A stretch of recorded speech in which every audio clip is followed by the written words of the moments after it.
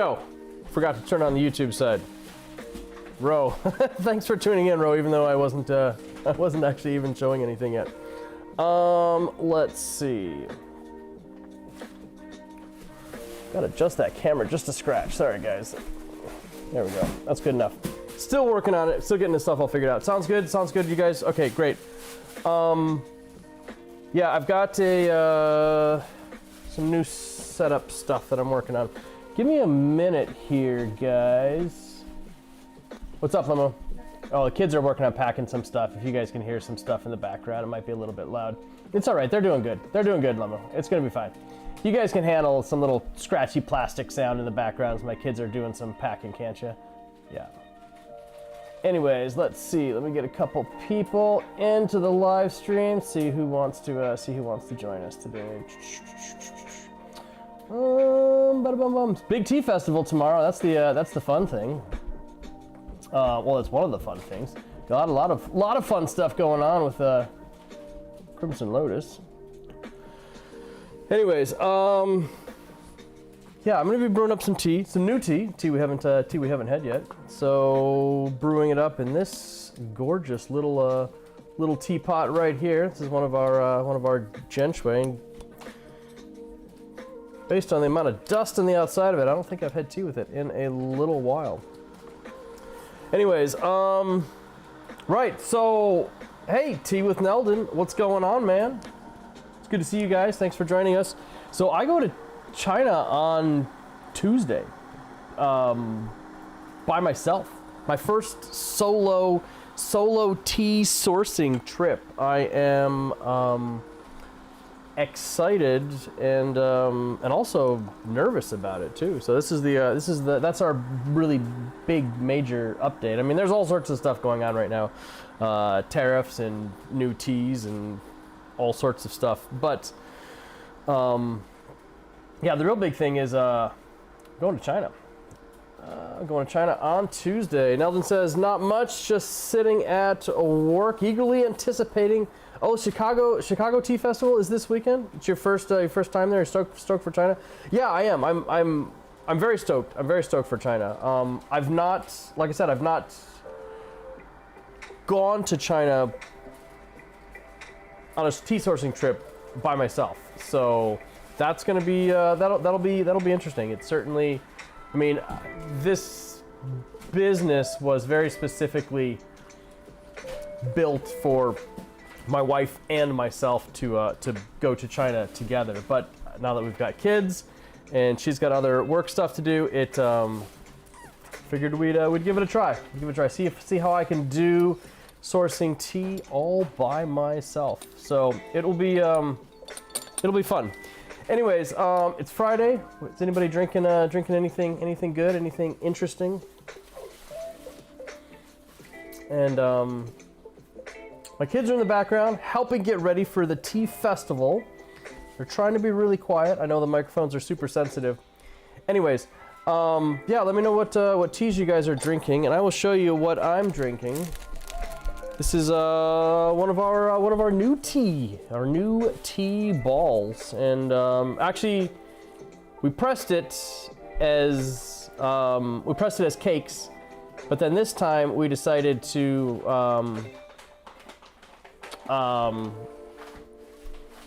instead of making samples of the cakes, which is, it's always an interesting thing, you know, you get a bunch of material that's loose, you pay to have it all pressed into cakes, and then immediately as soon as you get it back, you start breaking them apart into samples for people that want samples. So when we can, we're gonna try, and now that I've got cracked the code on making decent tea balls with this other shop, we're going to start doing tea balls as samples. Aiden, thanks for the well wishing. I appreciate that. Tea with Neldon. Right now, you're sipping on the delicious tea known as white monster. What is that? Is that a are you actually drinking like a Red Bull or something like that? Chris on YouTube. What's going on, man? Chris and Glitchfish. Stuck at work with Glitchfish Glitch Fish is stuck at work with some iced tea, hopefully doing some boolong this evening. Yeah, let me know if you guys, hey, Gushu Studios just joined. What's going on? Let me know if you guys got your mystery loot boxes. Gushu Studio says, "What's up, nerds?" Tea nerds specifically, not to be confused with other nerds. Tea nerds. Yeah, what's going on? It has been, I haven't done a live in a little bit because just a lot of stuff's been going on. The China trip basically kind of just came about, working out the details of it in the last month, and it's just been a big whirlwind of planning and all sorts of stuff. So I have been inundated with that, and on top of that, the loot boxes that we put together were super popular, and I've been so busy packing them up. Tea with Nelson says, yeah, just a can of white monster like Sprite grapefruit. Gotcha. Gucci Studio is drinking some Hidden Song today. I saw that. Very nice. T Choir says, your loot box came on Wednesday. You're looking forward to getting into it this weekend. I love to see how excited people get about not knowing what they're going to get, which is hilarious. Rose says, you missed the mystery drop. Got to be faster next time. Well, the mystery drop was up for almost an entire week, so you might have been a little slow on the draw there. If you come to the Tea Festival this weekend, that's another big piece of news. There is a tea festival in Seattle, north of Seattle. The Cascadia Tea Festival is in South Everett at Forest Park. Not to be confused with the part of Seattle that's called Lake Forest Park, which is confusing to some people, but there's actual park called Forest Park in Everett. If you go there, then you'll find the tea festival, and it's a small tea festival, but it's nice. It's intimate. There'll only be like 10 or 15 vendors and stuff there. It's a pretty small room. Terrible power, so that's the trick. But thankfully, our booth is pretty close to the kitchen, which has some good power running. So, anyways, brewing up these tea balls here. This is a pu-erh Kunlu material from last year, and this is look at this cute little tea ball. Look at that. Oh, I gotta find where the new camera is. Yeah, so I got a new iPad for the trip, and the camera on it is in a different position than the previous one. There we go. Look at that. Can't get too close on that. Nice. Pure Kunlu material, 2024, and we'll get it on the site as soon as I get to China. I'm gonna double check it, get it posted, and it's called Wild Ride, and I'll show you guys the wrappers. There we go. Just looking like a big upside down roller coaster. You might not be able to see that too well, but yeah, Wild Ride just seemed fitting. Wild Ride seemed fitting for just everything that's going on these days. Tea with Nelden, yeah, you love some Kunlu. Yeah, I love some Kunlu too. Green tea and good vibes. What did you say? Did you hop on? I didn't see what you said. Oh, green tea and good vibes. Full IMS Samashin. Oh, you're gonna be at the you're going to the Chicago Tea Festival too or something? Nice. Anyways, Kunlu-shan never disappoints. At least for me, it doesn't. So we picked up a really nice big tree, small tree blend. We put it together last year, and then we just got it pressed right now. And I'm very excited. Very excited for it. So if you guys don't know, the trick for brewing tea balls, give it a nice, big, long, sustained pour. And then make your wash be like 20 seconds or something like that. Oh, now you guys are sharing a hotel. Oh, well, that's perfect. That's awesome. That's pretty cool. Bringing him. Oh, you're bringing him some of the mythical 2008 Jingmai Matcha. The 2008 Jingmai Matcha will be available at the tea festival. So I'll have some at the tea festival. I'm realizing I need to organize my cameras in a different spot. The previous iPad had the camera on the top of the iPad, and I'm staring into the wrong spot. I got to get the cameras a little bit closer together. Maybe I could turn the iPad around the other way or something. I don't know. Anyways, I hope to be doing some live stream stuff. I hope to be doing some video things when I'm in China. I'm going to be there for almost a month, so three weeks. So yeah, it's gonna be a long trip, and I've been brushing up on my my Chinese, which is passable. My Chinese is passable at a tea tasting setting. I can sit down and talk about tea and things like that. But other than that, my Chinese needs a lot of work. So this will be a great opportunity for me to practice my Chinese. I've got, I'll have internet access, and my cell phone will be connected, and I'll have translation apps and stuff, but still, it just helps to be able to actually converse in the language.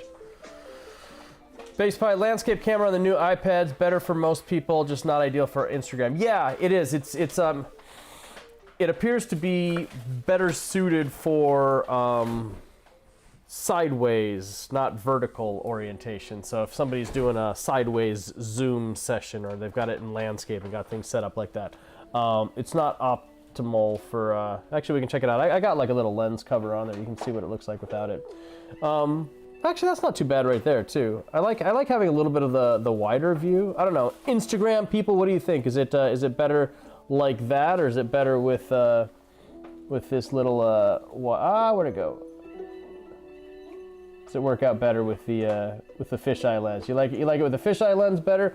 See a little bit more panoramic, or do you like to be boom, like jump right in on my face? What do you guys think? Let me know. Give me some feedback. Neldon, I'm glad that you're sharing the that 2008. I don't have much of it left. We'll have some of it. Like I said, we'll have some of it at the tea festival, loose in bags. It's nice. It's really good. It's really good stuff. Neldon, did your mystery tea? Did your mystery tea show up yet? Fisheye is kind of cool, to be honest. Yeah, I like the fisheye because it gives me a lot more like a better field of view, and I like the it makes it feel like I'm filming like a skater video from the 90s or something. I'm a fan of the fisheye, and so it works out well. I just wish that the lens was on the top, but no, new iPad's fun. It's gonna work out great. Posse of tea pets, sure. First one we ever had. This little fatty pig right here. This is Xiao Yodu. Xiao Yodu just means little fat belly. I've got this fat frog here. I like fat tea pets. I got this monster guy here. He's full of tea though. Gong Fu Ma, what's going on? This guy here. This is a very traditional Chinese tea frog dragon Pishu guy. I've got my T-Rex. Love my T-Rex. He's a lot of fun. Kids love him too. And then the big guy, who's also probably full of tea right now. Yeah. So this is the big guy. This is the Toad King. He's the big boss. And yep. Right. All right. Epic Tea Pets. Thank you. Appreciate it. Yeah, I like him. Joseph Burton, I'm doing great. How are you? So the big updates, three big things. Big Tea Festival tomorrow. If you're in the Seattle area, or if you're within driving distance of Everett, which is relatively broad, stop by. We'll be there from 11 to 5, so 6 straight hours of hot tea action. It's gonna be great. It's gonna be a lot of fun. And the other big update is, we've got two new teas. We got this one here, Wild Ride, will be coming on the site next week, and the Show Spirilla is finally pressed as well. I was gonna do the same thing and press tea balls, but Showport just does not press into tea balls very well. It's just the structure of the material is just not great. It needs a much heavier compression, and you can't really get heavy compression from rolled tea balls. So Sarah Trotsky plans on attending the Cascadia Tea Festival. Awesome. Come sit down, have tea with us. I love it. Joseph Burton says, oh yeah, sorry, Base Pie says you're jealous of the Toad King every time you see him. The Toad King is the best, and I've just never Sad that we can't get any more of them. Can't get any more of them. There we go. Nice pale yellow golden liqueur. Anybody have any big plans for the weekend that are not tea festival related? I'm gonna be busy. I'm gonna be really busy because I'm busy today. So after I finish up this this little fun little this is my last break of the day. Once I finish up this little live stream tea tasting, then I've got a lot of product to pack up for tomorrow. I got to get everything ready. I always forget something. And yeah, I got to make a list. Remember everything. Then you got to take it. You got to like label it and just a lot of stuff. Got to remember to bring the credit card swiper, all that stuff. So nice. But yeah, then Sunday is going to be getting stuff ready for going to China, and then Tuesday morning I leave for China, and so yeah, a lot of work.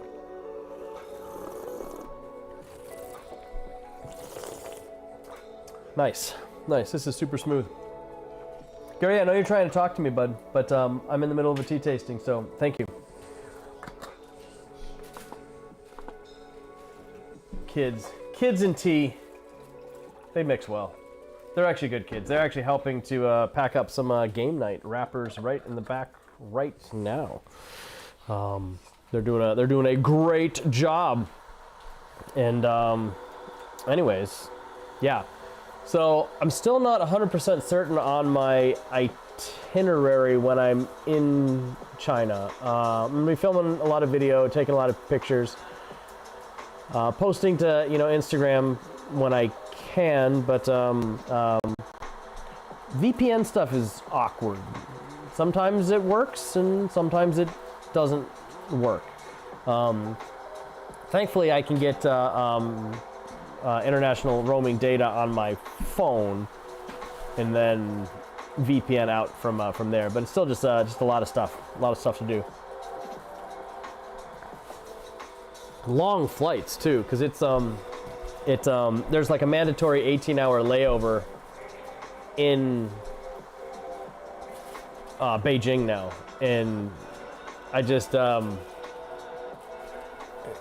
it's just a long time to sit and wait in an airport, and you could get a hotel, but it's strange because like all the hotels are like 30 to 60 minutes like away from the airport, and so you spend a lot of time going to the hotel, and then I don't know, spend a lot of time going back from the hotel just to be in the hotel for a little bit. So I don't know, I'll probably actually end up just staying in the airport waiting it out. And but it's nice, or it's interesting because well, it's not interesting, but it's yeah, everything in China is all apps now. Gushu Studios, yeah, 18 hours. It's terrible. I think they specifically did it to promote their Beijing tourism, because people were using Beijing as just kind of like a hub. And they're like, how come all these people are coming into Beijing and then leaving Beijing? We need them to do things in Beijing. And so they specifically constructed the flights so that there are no like direct connections. I can't land in Beijing and then get my next flight in 2 or 3 hours. Like the next flight is 18 hours away. It's the next day. So it's we used to be able to hop in and go direct. Green tea, good vibes. You guess it would be nice to sleep, yeah, if they had rooms attached to the airport. Yeah, it's like they make it sound so easy. They're like, oh yeah, well, like the airlines will, comp you a hotel. It's great. And then they're like, and it's a free shuttle. There's nothing you have to do. But like, it may not be as bad when it's by myself. But then when you're doing it with 4 kids or 2 kids, wife, full family, 4 people, and each person has, like backpack, carry-on, multiple suitcases, to try and coordinate all of that out of the airport into a bus, because then they're like, hey, well, we do free shuttle services, and you're like, oh, that's amazing, that's great. And so meet the shuttle bus there, and it's just some dude in a van, and then he's got like 8 other people he's got to pick up, and their flights don't come for another hour, and so you'll like just sit in this van in the airport parking lot with kids and 20 suitcases for like an hour until the other people come, and then it's literally super hot. Air conditioning doesn't work. It's just a mess. It's a mess. Winking Cat and Ultra Magnus with the join. Yeah, so I think for myself, I mean, when I've got the kids and everything, we'll probably figure it out and go to a hotel, get that all worked out. But if it's just me, I'd rather just, I can sit in a hotel for 18 hours. It's not comfortable, but whatever. Joseph Burton, you don't sleep well while traveling. That layover sounds like hell. It does, and I actually sleep really well while traveling. Gemma, are you done with those? I sleep really well while I'm traveling, unless I'm traveling with kids. Ultra Magnus, hit me up. Talk to you later. Yeah, okay, all right, see you, man. Winking Cat, you guys are going to be at the tea festival tomorrow, I hope.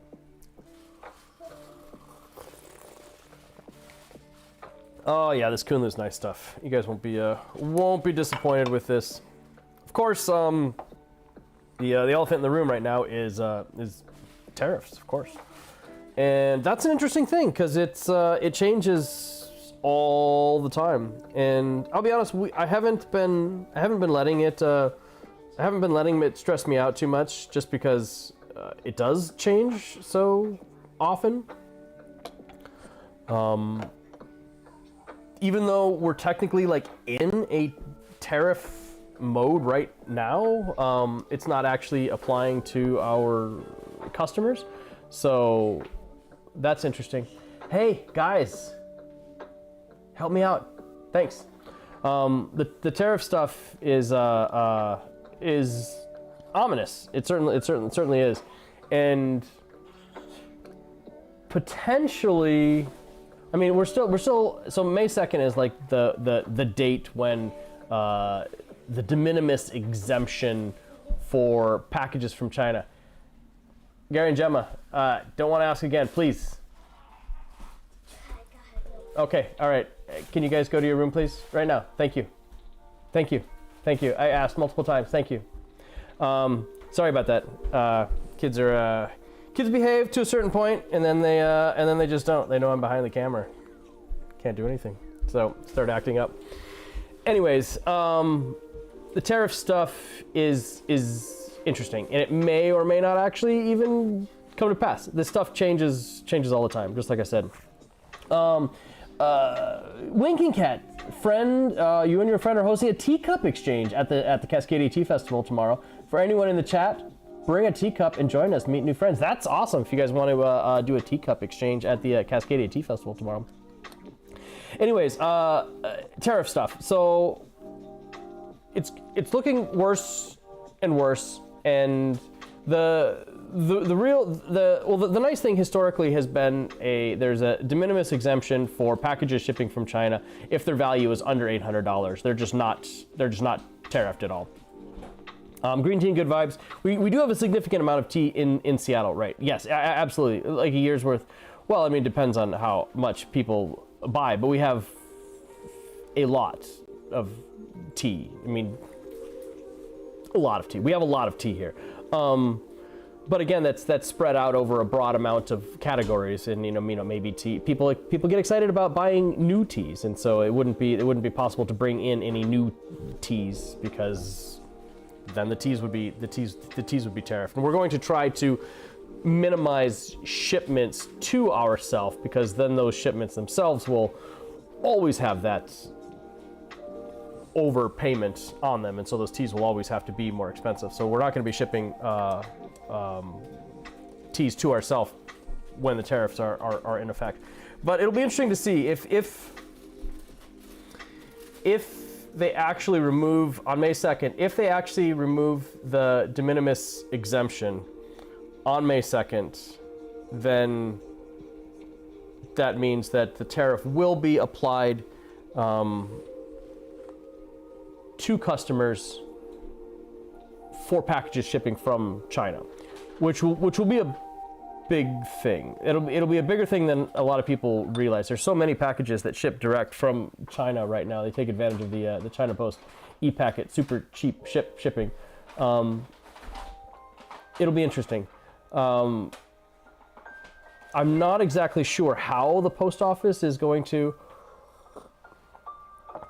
collect those tariffs, and I don't know if they know how. I was at the post office yesterday, and I was talking to some of the clerks there, and they said that they have the ability to automate the tariff collection process, where the package comes into the post office and it gets. What do you need, Gemma? Okay, the package comes into the post office. They assign the value to it. They ship it to the customer, and it's just then the customer just gets the recipient just gets a bill. I'm not. They said that they've got the infrastructure in place already to do that, and so I don't. That's the first I had actually heard of that. I mean, of course, that's going to come down to declared value. And I'm not entirely certain how deeply connected into the China Post system USPS is. If they are, then it'll actually take all the information when the label is created and then start doing the bill right then. But I don't know if a customer can refuse a package, and if that means that they aren't a tariff isn't applied. So. We don't know. I mean, other countries do it different ways. What are you saying, Ro? When you live in Canada, the postman would show up to your door with a card reader. If you don't pay, it gets sent back. Okay, that's interesting. That's interesting. So they offer an opportunity to refuse a package, and then it would get sent back. I mean, if a package does get sent back to us because somebody didn't want to pay a tariff, and it gets back to us in China, we would refund it. Yeah, that's interesting. So that would be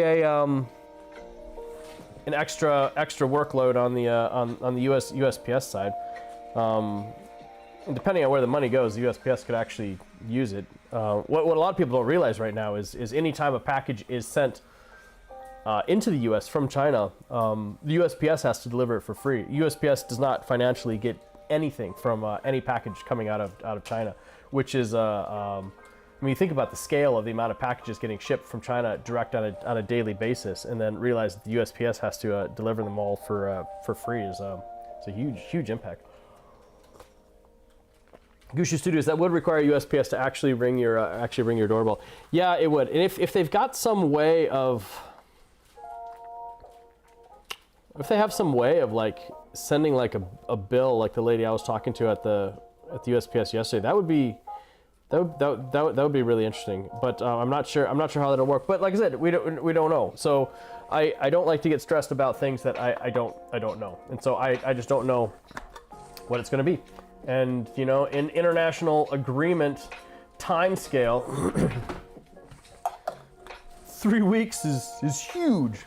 And so we've got multiple weeks until May 2nd. Granted, any orders coming out from China right now do run the risk of having a significant tariff applied. So that's just the state of it. So we shall see. Got to take it as it comes. A lot of speculation. It would be amazing if, well, I mean, it would be amazing if there was a unique exemption in place for a product like tea. But I can understand how that would just add a significant amount of complexity. And then you're always going to get 1,000 different groups and organizations finding ways to fudge things. They'd be sending in, everything as tea. They're just labeling it as tea. Once there's some exemption, you'd be sending in all sorts of stuff. And of course, you're also going to get people gaming it by undervaluing the packages and stuff. But these days, it's interesting. They've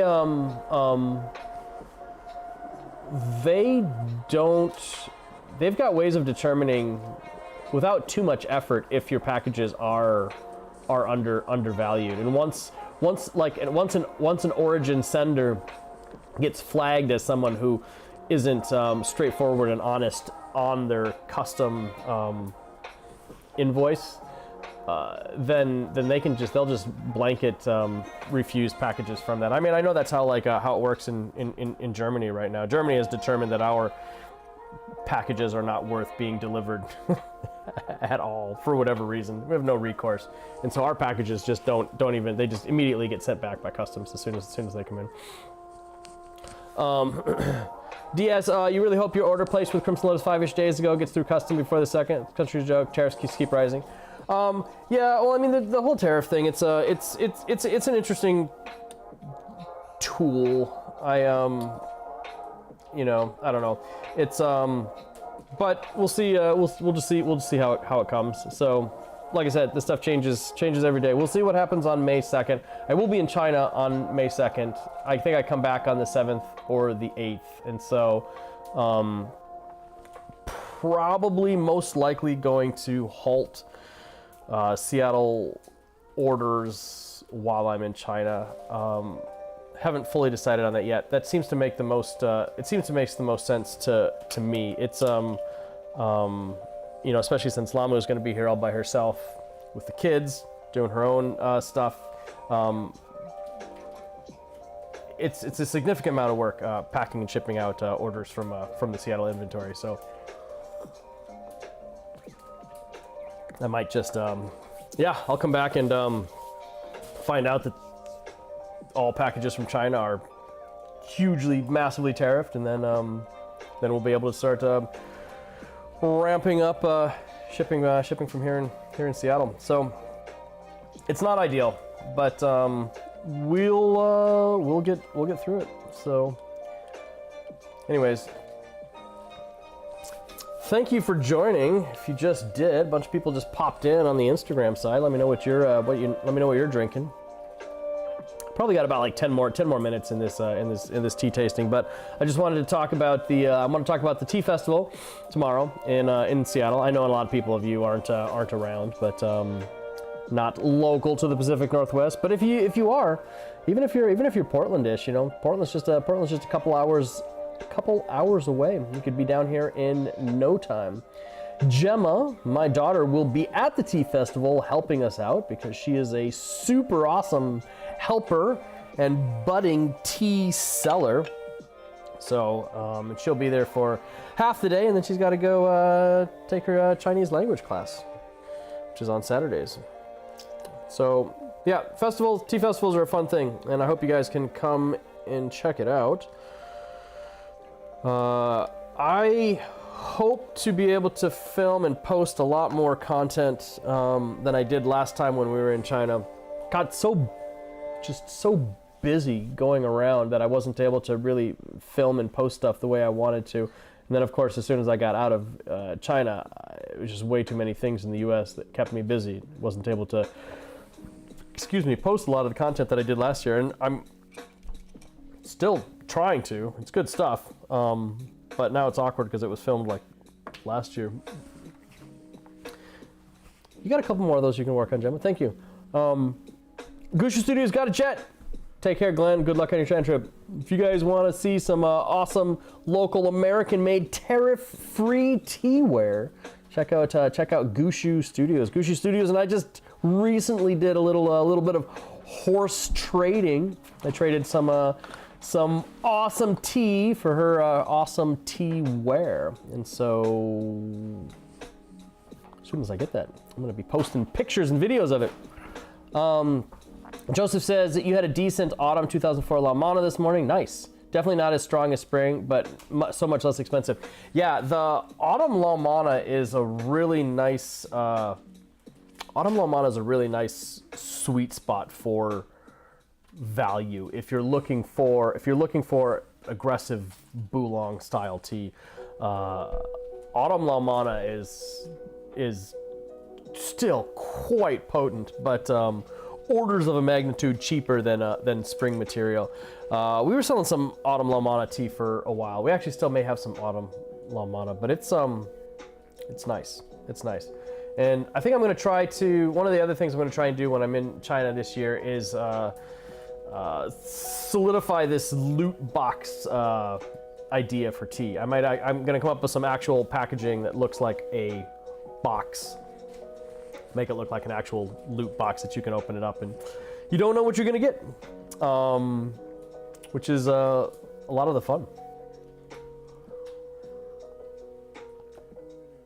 It actually really helped me because I needed to make just a ton of room in our storage here, and I've had like 12 years of just extra stuff that I've collected. You know, I'll be working with some, you know, vendor, some tea farmer, and, you know, like I'll buy a handful of cakes from them, and then I just never, you know, I don't have the time to drink through all of the, you know, non-Crimson Lotus cakes. I spend most of my time drinking like our teas or drinking the teas that I'm going to be blending. So we've got so much extra stuff that I've picked up and purchased over the years, and so being able to take that and package it up into a mystery box. The original idea was to make it a full mystery box, like you don't know what you're gonna get, and you actually don't know what you're gonna get. But then I realized it's probably a good idea to actually label them on the back if I have any information about them. Of course, now I just get a bunch of emails, people like, hey, I really like this. You wrote this on the back. Can I have more of it? It's like, well, no, that's literally it. Joseph Burns says, loot boxes sound so much fun, especially when I know I like the tea.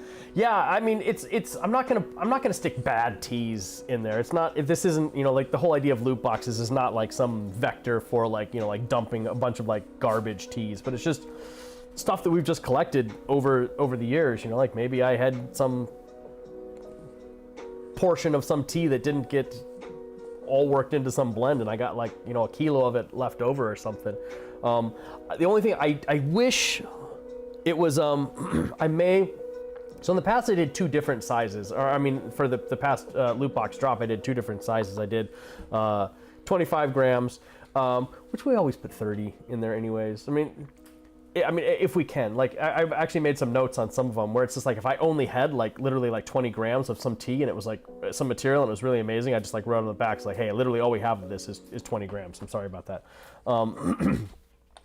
But it's the worst thing ever in my mind if, you know, you're sitting there and you've paid like money for 25 grams of tea and then you don't get 25 grams of tea. So anytime we're making samples, we always I always like just assume that my scale is going to be 10% off. Our scales are not. Our scales are accurate, but I always assume that our scales are going to be 10% off, and I try and like err on the side of putting in a little bit more tea. So for the loot boxes, it was generally closer to 30 grams for the 25, and then between 55 and 60 for the second size. But it turns out the bags that I picked up to do the loot boxes with are just a little bit too small to fill with 60 grams of loose leaf sheng pu'er, which is what I have a lot of. It's fine if I've got some cake. I can easily fit the cakes and stuff in there. So I may standardize on one size, which would be like 30 grams or something. I don't know. I still haven't fully figured it out yet. I mean, I also have some. Do I have any smaller boxes? Got some smaller boxes around here somewhere. And those smaller boxes I can usually put it in. Anyways, I'm just trying to come up with some ideas, but I want to make the packaging look a lot more like an actual like box that you open, maybe some sort of a mystery box. Yeah, it'll be fun. I'm looking forward to making that more of a like an official product, and we'll have a lot of it at the tea festival, which will be great because if you order more than like $100, then you can get like a free loot bag box thing, which is kind of fun. People like to be able to dig through and find hidden gems. All right, guys, I think I'm probably oh, a little bit more left. Anyways, okay, this was good. I think this is probably going to be my last tea sesh before I go to China, which is exciting. Corey Martin, Big Papa, how do you feel about Fujian dark teas? I don't see them on our site. Yeah, you don't see them on our site because we focus almost exclusively on Yunnan. In fact, we actually do focus exclusively on Yunnan. Traditionally, we focused exclusively on pu'er, and pu'er is heicha from Yunnan.